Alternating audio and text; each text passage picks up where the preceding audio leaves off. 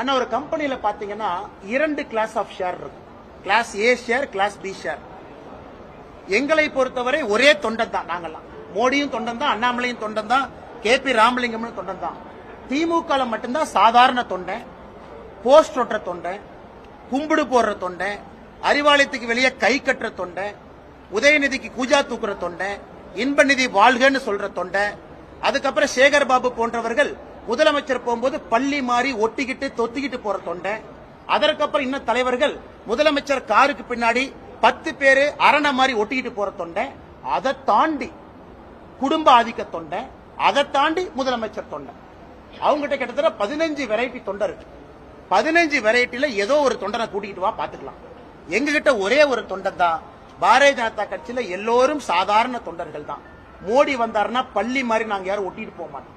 மோடி வந்தாலும் அமித்ஷாஜி வந்தாலும் கௌரவமாக ஒரு சீட்டு கொடுத்து சரிக்கு சமமாக ஒரு தொண்டனை அழைத்து செல்லக்கூடிய கட்சி பாரதிய ஜனதா கட்சி. ஆனால் இந்த 15 கேட்டகரி தொண்டை, பள்ளி தொண்டன்ல இருந்து, கும்பிடு போற தொண்டன்ல இருந்து, கூஜா தொண்டன்ல இருந்து ஏதாச்சும் ஒரு தொண்டன் அண்ணன் சேகர்பாபு கொண்டு வரட்டும்.